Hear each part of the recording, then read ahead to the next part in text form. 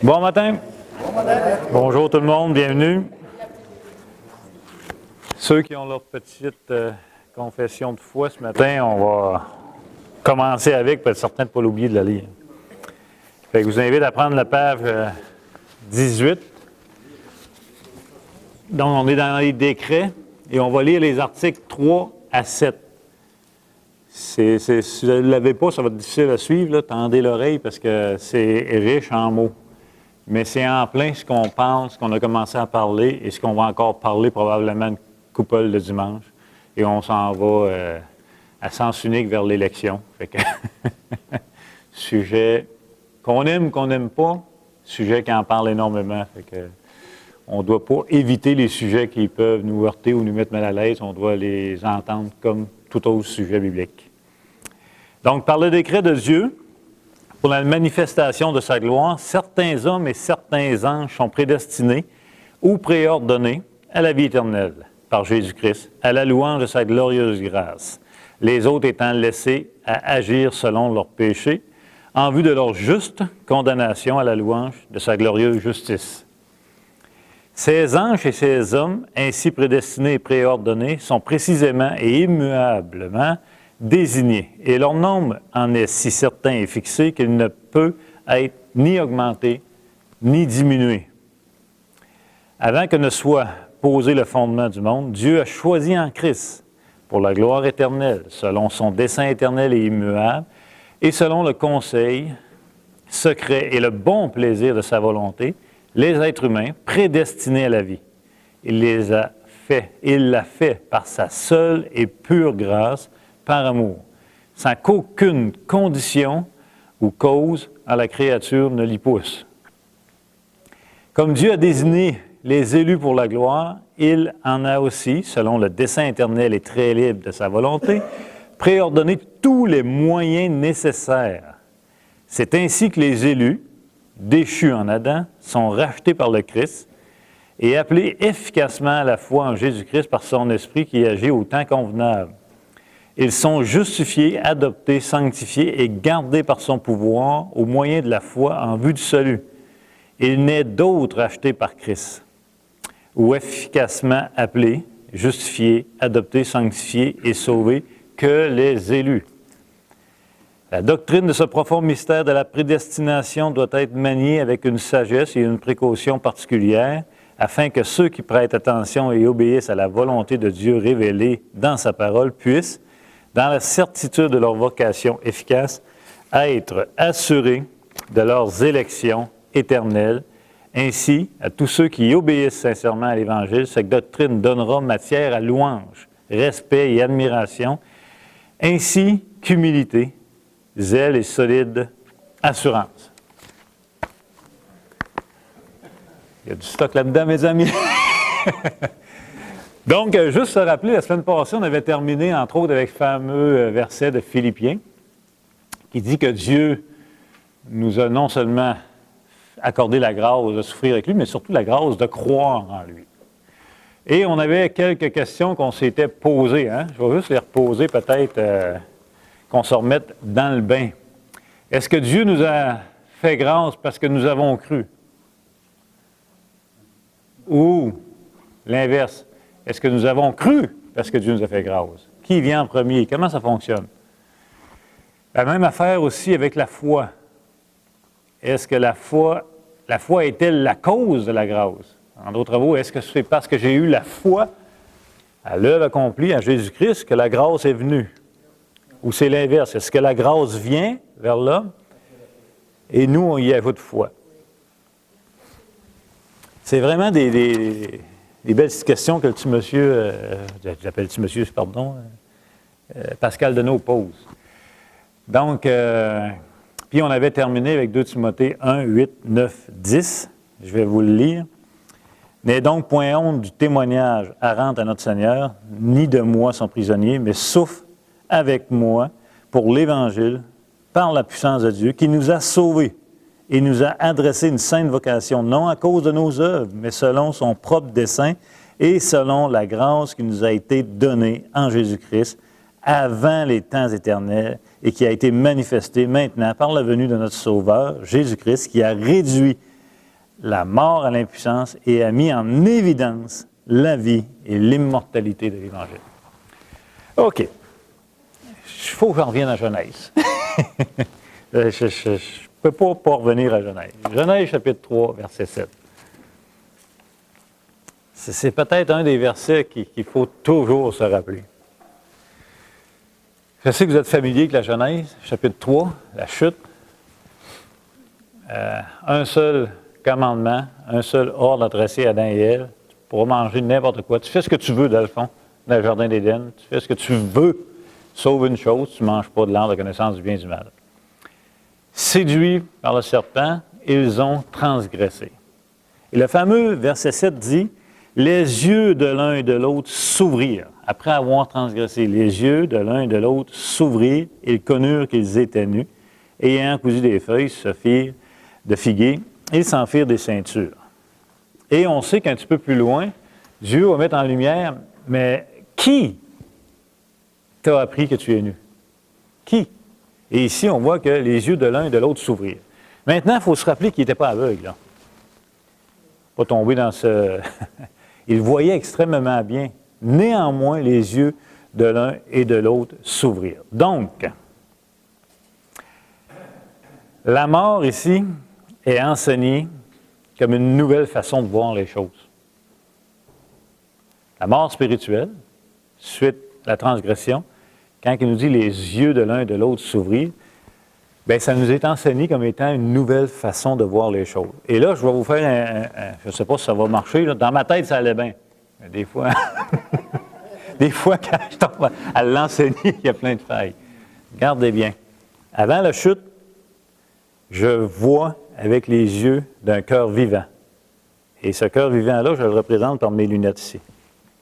Clair, c'est clair, elles sont nettes en plus ce matin. Et tout ce que je le vois en fonction de la lumière qui m'est donnée, qui est celle de Dieu. Sans intermédiaire, sans problème, sans péché, sans rien. Quand j'ai transgressé,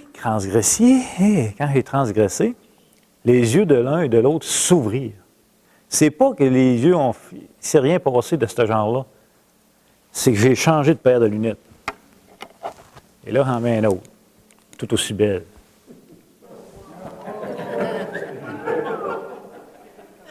Quand il est dit que les yeux de l'un et de l'autre s'ouvrirent, et quand Dieu dit « Qui t'a appris que tu es nu? » C'est tout simplement que maintenant, tout ce que je le vois avec une autre paire de lunettes.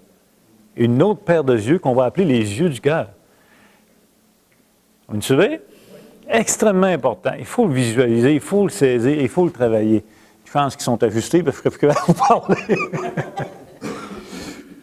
Maintenant, cette nouvelle vision de la vie, elle ne provient pas de la vie.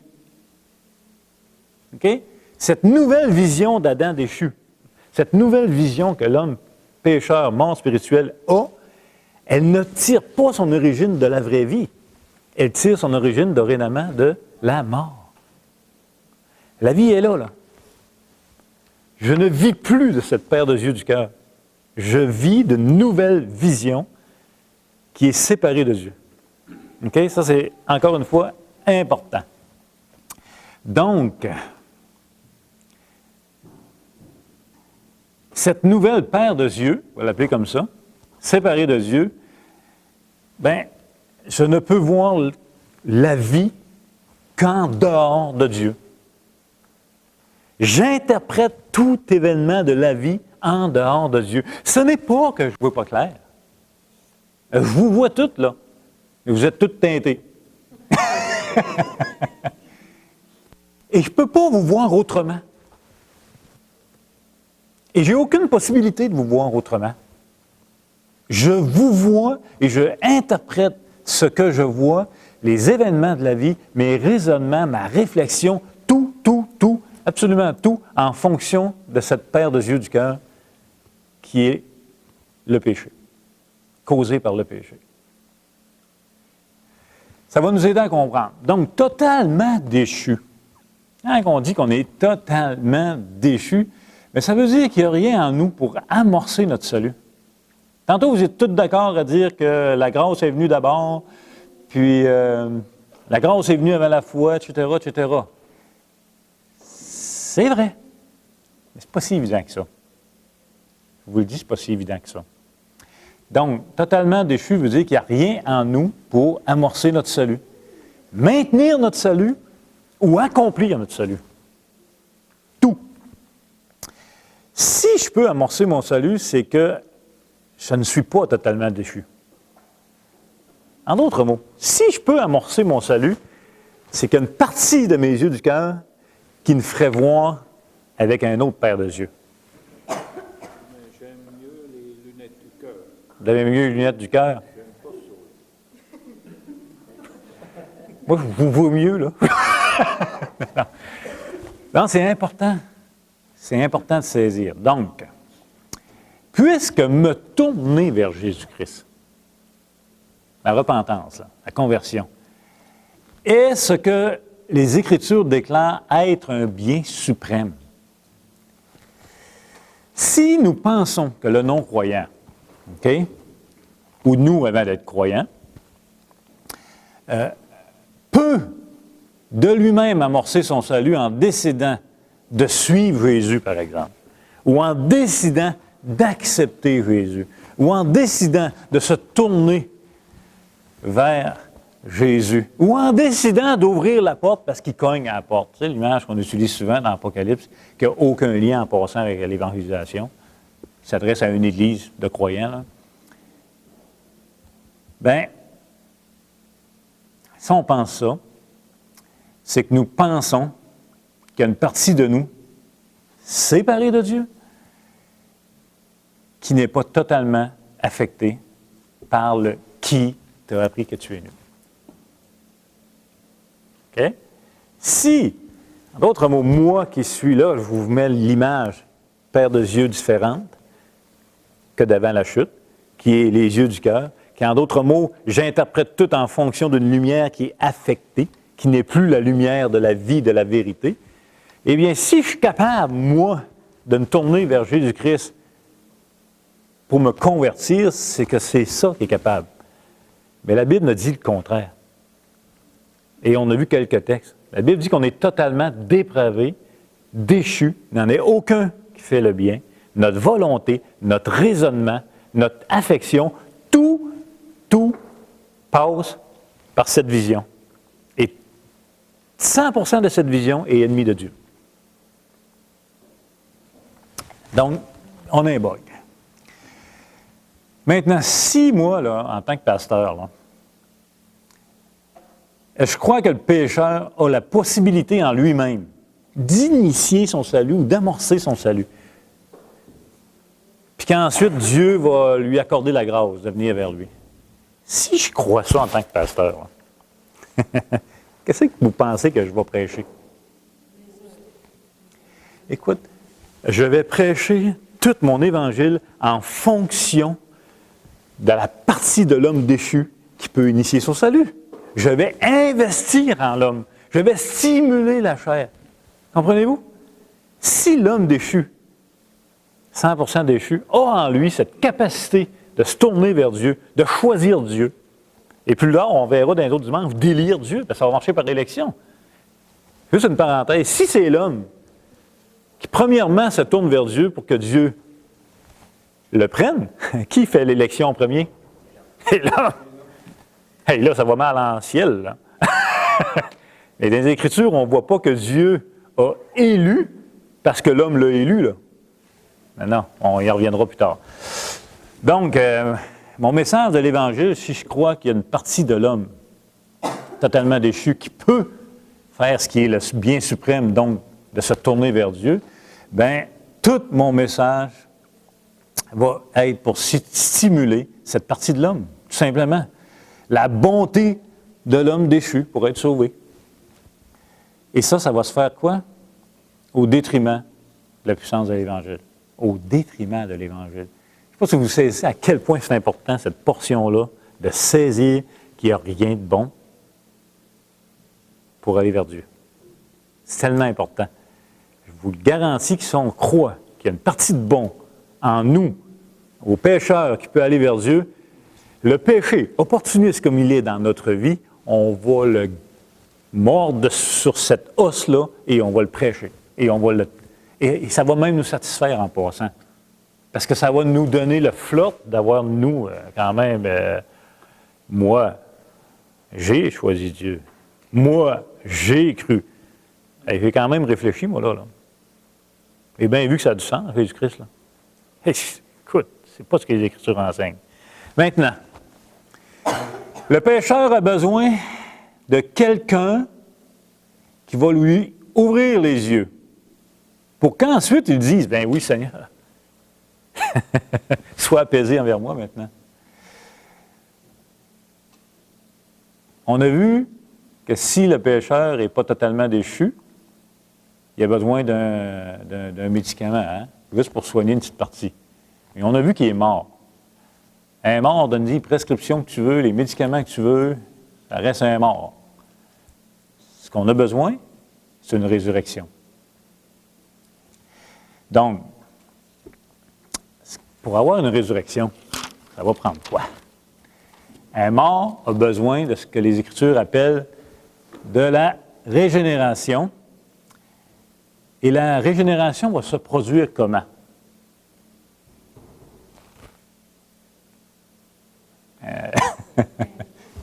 Êtes-vous là? Je t'en veuille les enlever, je t'en veuille. Par les Écritures, par la parole. Allons-y, on va mettre des textes à l'appui. 1 Pierre 2, 1 Pierre 1. Je t'en veuille les enlever, là, je vous agresserai plus longtemps. 1 Pierre, chapitre 1. 1 Pierre, chapitre 1, on va lire les versets 22 à 25.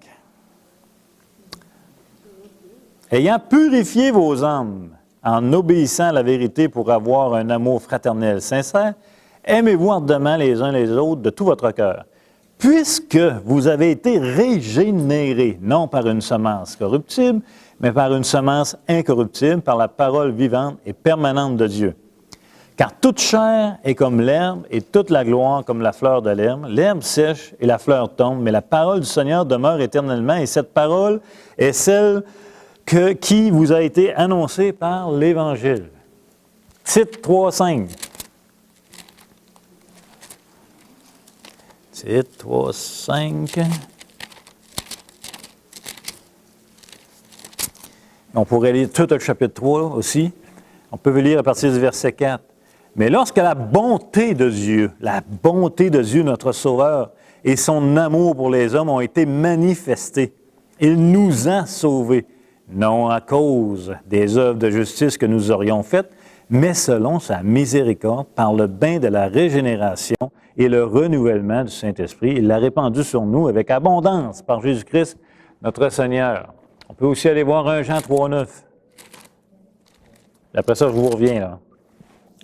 1 Jean 3, verset 9.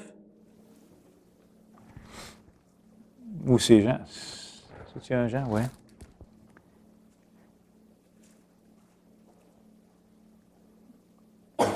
Ouais, c'est pas la bonne référence, je pense. Je l'avais mis pour d'autres choses, lui. On va l'oublier. OK. Maintenant, c'est la prédication de l'Évangile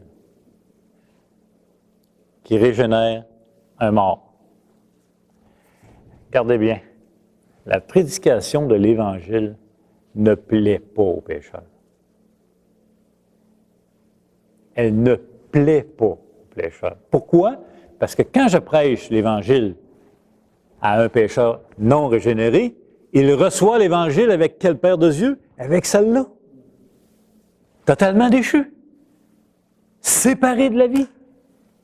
Incapable de saisir la vie. Non seulement il était capable, il ne la veut pas.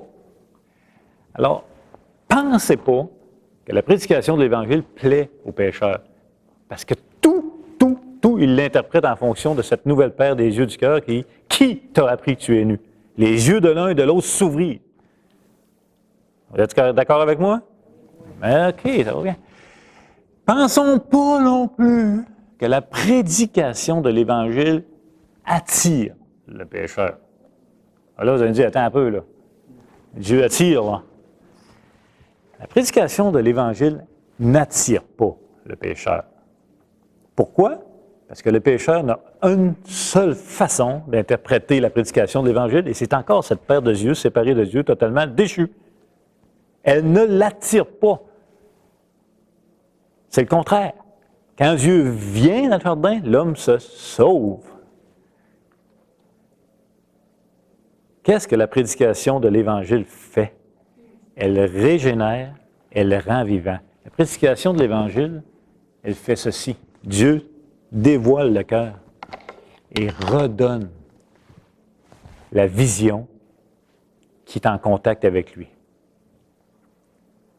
Recevant cette régénération, la prédication de l'Évangile est du bonbon. Et j'y cours et j'y vais. Pas l'inverse. Alors, vous m'avez tout dit que la grâce est venue d'abord. Et qu'ensuite, j'ai cru. Mais vous avez raison. Parce que ça prend la régénération pour ensuite ajouter foi à l'Évangile. Quand vous vous êtes converti, quand vous avez cru, la régénération vous a précédé. Ça se peut se faire de même, instantanément, les deux, mais ça prend la vie pour aller à la vie. Et c'est l'œuvre de Dieu 100%. C'est tellement magnifique. Donc, ressuscité et vivant, la prédication plaît, pas au pécheur, à l'homme nouveau. Et attire, pas le pécheur, l'homme qui voit la vie, dorénavant. Vous me suivez-vous? Tellement différent. Tellement différent. Donc, la vie précède la foi dans le processus de la conversion. La vie de Dieu, la régénération, la nouvelle naissance précèdent notre foi dans le processus de la conversion. Ça, là, Dieu n'en parle comme étant ennemi, impie, etc. Dieu n'en parle comme étant incapable de voir la lumière, de voir la vie. Et non seulement il est incapable, 1 Corinthiens 2,14, je crois, en tout cas, ou 1,14, nous rappelle qu'il ne le veut pas. Fait que cherchez pas quelque chose au pécheur qui va le stimuler à aller à la vie. Ça prend la régénération. Et je ferai exprès de mettre ceux-là, là. Parce que seul, et ça va vite le matin, seul le croyant a cette maudite possibilité-là de faire ça. Le non-croyant n'a une seule possibilité. Le croyant peut toujours utiliser ce qu'on va appeler son ancienne nature. Ça, c'est juste le non-croyant. Ça, c'est l'apôtre Paul, là. Romains chapitre 7. Vous me suivez? OK. Excellent. Bon, allez, c'est là, tiens. J'espère que les gens qui nous voient sur Internet, qui ne pensent pas que je suis arrogant avec des lunettes fumées le matin, c'est pas le but du tout. Est-ce qu'on peut-tu dire que notre vue aujourd'hui, elle est quand même opaque et partielle? Elle n'est pas nécessairement transparente comme nous aimerions. C'est sûr que les Écritures nous rappellent qu'on va voir Jésus-Christ pleinement. Quand? Lorsqu'on va le rencontrer, dans le sens où on vit dans ce monde déchu qui est encore affecté, etc., etc. Donc, une foi vivante ne peut que provenir suite à une nouvelle naissance, pas d'un mort. Et là, Romains 10, 17, la foi vient de ce qu'on entend vient de la parole de Dieu, fait du sens avec tout ça. J'ai entendu l'Évangile. Quand est-ce que j'ai entendu l'Évangile pour ma conversion? C'est quand j'avais cette paire de lunettes. Parce que lui, là, il n'entend pas. Il n'entend pas. Il est aveugle et sourd face à la vie. Mais quand j'ai entendu l'Évangile, c'est parce que Dieu a mis la vie. Et là, j'ai ajouté foi.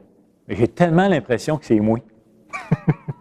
Tellement le sentiment que c'est moi qui ai fait de quoi. 100% Dieu. Jésus dans Jean 3. On va aller dans Jean 3. Oui, monsieur. Pardon? C'est pas pour contredire, mais c'est comme Lazare, quand il a dit Lazare sort, il a entendu, il est sorti, la mort. Oui. Dieu donne la vie aux morts. Oui, c'est ça. Excellent. Oui, bon. C'est quand Dieu appelle. D'accord, tout ce que tu as dit. Oui. Non, pas de problème. Intéressant, c'est une bonne analogie. C'est pas une bonne. C'est afin que vous croyez pour avoir la vie. Oui. Tout à fait. Oui. Les enlever parce qu'ils me baladent sur la tête. Donc, Jean 3, c'est Nicodème, hein? Le monde connaît Nicodème. On va juste lire les 3 premiers versets. Mais il y eut un homme d'entre les pharisiens nommé Nicodème, un chef des Juifs, qui vint, lui, auprès de Jésus de nuit, et lui dit, « Rabbi, nous savons que tu es un docteur venu de Dieu, car personne ne peut faire ces miracles que tu fais si Dieu n'est avec lui. » Jésus lui répondit, « En vérité, je te le dis, si un homme ne naît de nouveau, il ne peut voir. Il ne peut voir le royaume de Dieu. » Qu'est-ce que Jésus est en train de dire à Nicodème? Nicodème, tu ne peux pas voir. Non seulement tu ne peux pas voir, tu ne peux pas les enlever toi-même. Non seulement tu ne peux pas les enlever toi-même, mais tu ne veux même pas. Et tu n'as pas cette possibilité. À moins que tu naisses de nouveau, tu vas voir. That's it. Donc, la régénération est l'œuvre de Dieu. 100% Dieu, pas du pécheur. C'est pas juste qui a initié notre salut, beaucoup plus, au complet, vraiment au complet. Ce n'est pas étonnant que Jésus déclare que nul ne peut venir à moi si cela n'a été donné par le Père, dans Jean 6, 65. Plus tard, on verra peut-être dans les prochains dimanches, mais pourquoi il dit que tous sont appelés, pourquoi il faut prêcher, pourquoi il dit ci, qu'il dit ça. On en parlera un petit peu. Le pécheur mort, séparé de Dieu, lorsqu'il reçoit la grâce, lorsqu'il reçoit la vie, lorsqu'il naît de nouveau, il fait quoi? Bien, il se tourne vers Dieu. Il se tourne vers Dieu. Philippiens 1, 29. Dieu nous a accordé la grâce de croire en lui. Grâce et indissociable de pardon. Ce n'est pas nous qui avons décidé un bon matin de croire en Dieu. Ça vient de lui. Et je ne le ferai pas, je devais finir avec le prologue de Jean, les versets 3 à 13. Je vais juste le résumer, s'il vous plaît, si vous voulez le lire cette semaine. On voit on parle de l'incarnation de Jésus-Christ, la parole a été faite chair, etc. On voit dans le verset 4 qu'en lui, c'est la vie est la lumière. Verset 5, on voit que la lumière est rejetée par les ténèbres. C'est sûr. La lumière est rejetée par les ténèbres. Le pécheur vit dans les ténèbres. Jean nous rappelle que la lumière est venue et ils l'ont rejeté. C'est sûr. Mais il va finir néanmoins. Je vois vraiment pas de l'air, pas de minute. Il va rappeler que le monde ne l'a pas connu, ni même les siens, en parlant d'Israël, etc. Et verset 12, 13, il y a un « mais ». Mais, néanmoins, certains sont venus à la lumière. Certains l'ont reconnu, etc., etc. Et il va clouer le clou le cercueil. Mais il va rappeler, non, la volonté du sang, non, la volonté de la chair, non, la volonté de l'homme, mais de la volonté de Dieu seul. Ils sont devenus enfants de Dieu. Le salut, c'est l'œuvre de Jésus-Christ, c'est l'œuvre de Dieu. Ça a commencé quand? Avant la fondation du monde. Ça, c'est encore plus joli. Écoutez, je vous laisse là-dessus. Je ne sais pas si ça vous a aidé un petit peu à comprendre. Moi, ça me jase beaucoup. Dans Galates, Paul, dans 1 15, Galates 1 15, c'est ça qu'il a dit. Ouais. Paul il avait été appelé dès la fondation du monde. Oui. Mais pas rien que lui, là. Moi, je me dis, si lui est à terre, on a l'autre en même affaire. Oui. Dans le prochain dimanche, on va vraiment rentrer.